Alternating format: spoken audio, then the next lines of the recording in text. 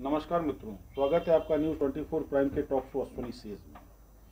मित्रों, आज चर्चा का विषय पुनः एक बार प्रशासन का अराजक रवैया है। आज साध्वी प्रज्ञा ने जो आरोप परमवीर सिंह पे लगाए, निसंदेह एक माननीय द्वारा एक अफसर साहब के ऊपर एक आरोप लगाया जाना कहीं ना कहीं ये तो सिद्ध करता ही है कि प्रशासन में राजनीतिक दखलंदाजी ज़रूरत से ज़्यादा है, जिसके चलते ये अधिकारी अपने संवैधानिक कर्तव्यों के प्रति न केवल लापरवाह हैं अपितु तानाशाह भी हो रहे हैं। याद हो कि सबसे पहले भगवा आतंकवाद के नाम पर कर्नल पुजारी, इसके बाद साध्वी प्रज्ञा, इन लोगों के ऊपर कार्रवाई हुई थी।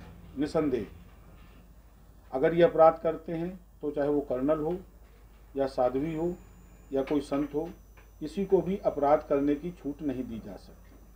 परंतु जिस अमानवीय व्यवहार का आरोप शुरू से साध्वी प्रज्ञा द्वारा महाराष्ट्र पुलिस पर लगाया जा रहा था, हेमंत करकरे और आज उसी क्रम में परमवीर सिंह, आर भारत के साथ जिस तरीके से परमवीर का रवैया है, प्रश्न ये उठता है कि क्या इसके बाद भी किसी अन्य कार्यवाही की आवश्यकता और अपेक्षा है? क्यों कल नहीं भारत के राष्ट्रपति महोदय इस चीज को संज्ञान में ले रहे हैं, क्योंकि आईएएस आईपीएस वो नियुक्त करते हैं। और क्या ऐसा आईएएस या आईपीएस समाज को स्वीकार होना चाहिए? ऐसा ही एक मसला हाथरस के डीएम के ऊपर चला था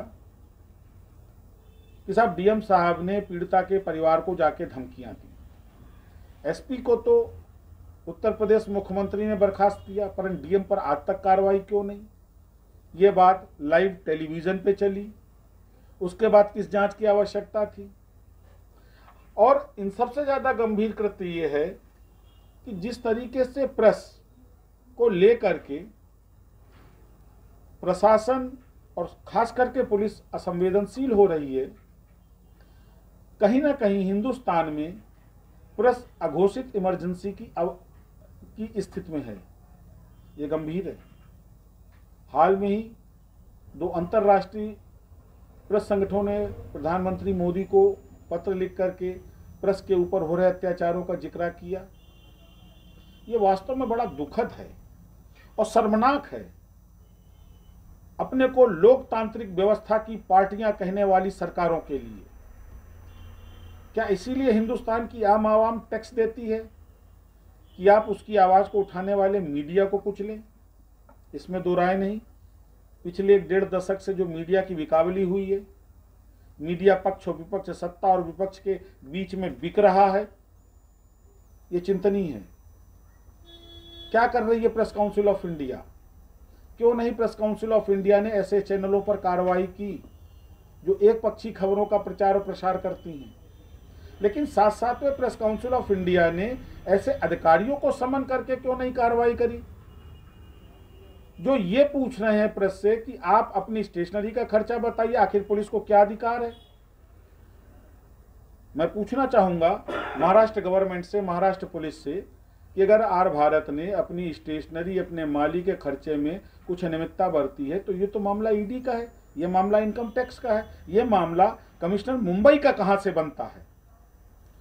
क्या महाराष्ट्र सरकार को नहीं लगता कि कमिश्नर मुंबई अपनी हद से ज्यादा बढ़ करके कार्रवाई कर रहा है? क्योंकि इसलिए कि आर भारत ने कमिश्नर मुंबई की कार्रवाई को लेकर के प्रश्न चिन्ह लगाया। कमोबेश वही स्थिति उत्तर प्रदेश में है। आपको याद हो नमक रोटी कांड, पत्रकार की केवल इतनी ही तो गलती थी कि उसने मिड डे मील के नाम पर बच्चों को बांटे जाने वाली नमक और रोटी का खुलासा किया था और वहां के एसडीओ ने उसके ऊपर जो एफआईआर कर दी थी। एक तरफ डीजीपी उत्तर प्रदेश बार बार फरमान जारी कर रहे हैं कि किसी भी पत्रकार के विरुद्ध एफआईआर दर्ज करने से पहले राजपत्रित अधिकारी स्तर पर उसकी जांच आवश्यक है, तो क्यों कर नहीं हुई कार्रवाई? बड़े गंभीर विषय हैं और ये इसलिए भी गंभीर हैं कि ये कहीं ना कहीं हिंदुस्तान में मरते हुई लोकतंत्र की स्थिति को प्रदर्शित कर रहे हैं। परिचायक हैं कि हिंदुस्तान में लोकतंत्र समाप्त प्राय की तरफ है। हिंदुस्तान वर्तमान में अघोषित इमरजेंसी की स्थिति से गुजर रहा है। ये शर्मनाक है। केवल वोट दे देना ही लोकतंत्र का पर्याय नहीं है। आखिर क्यों नहीं डाइट की तरीके से हमारे माननीयों का सोशल ऑडिट होता है? बड़ा गंभीर विषय है। इसलिए भी गंभीर है कि जो आज हाल में ही एक विवाद उत्पन्न हुआ है उत्तर प्रदेश में राज्यसभा के इलेक्शंस को लेकर के, कि 5 बसपा विधायकों ने सदन में जाकर के ये एक एप्लीकेशन दी है कि साहब प्रस्ताव में उनके दस्तखत फर्जी हैं। अगर दस्तखत हस्ताक्षरकर्ता कह रहा है कि उसका हस्ताक्षर फर्जी है, तो क्यों कर नहीं उसको इतने गंभीर विषय को संज्ञान में लिया शासन प्रशासन ने? या तो झूठ बोलने वाले पे कार्रवाई होनी चाहिए या फ्रॉड करने वाले के ऊपर कार्रवाई होनी चाहिए। अगर यही मामला किसी आम जनता का होता तो 467, 68, 71, 120 भी पता नहीं कितनी धाराएं उत्तर प्रदेश पुलिस लगा देती। परंतु मामला राजनीतिक है और अब मामला इसलिए भी ज्यादा गंभीर हो गया है कि वही बसपा आज भारतीय जनता पार्टी को सपोर्ट करने जा रही है कि राज्यसभा चुनावों के लिए। तो क्या महज इसलिए अपराध को छोड़ा जा सकता है? साथियों, बड़ी विकट स्थिति से भारत गुजर रहा है और भारत को इस स्थिति में लाने के लिए जितना सरकार दोषी है उससे ज्यादा दोषी विपक्ष है। नेतृत्वहीन विपक्ष मुद्दों का प्रतिनिधित्व नहीं कर पा रहा है और उसका नतीजा यह है कि कांग्रेस जैसी एक पुरातन और राष्ट्रीय स्तर पर स्थापित पार्टी को अपना अस्तित्व बचाने के लिए क्षेत्रीय पार्टियों से समझौता करना पड़ रहा है उनकी शर्तों पर। बड़ा गंभीर है। आज परमवीर सिंह को लेकर के जिस तरीके के आरोप बीएचपी ने लगाए, आरएसएस ने लगाए, भाजपा के नेताओं ने लगाया, तो ये आरोप प्रत्यारोप की राजनीति उचित नहीं है। अगर आपको लगता है कि परमवीर ने अपने पद का दुरुपयोग किया, जैसा साध्वी प्रज्ञा ने कहा कि परमवीर ने उसको बेल्टों से मारा ड्यूरिंग इंटरोगेशन, जैसा साध्वी प्रज्ञा ने कहा कि उसको पटका जाता था, तो इतने अमानवीय बर्ताव पर भारत का मानवाधिकार आयोग क्या कर रहा है?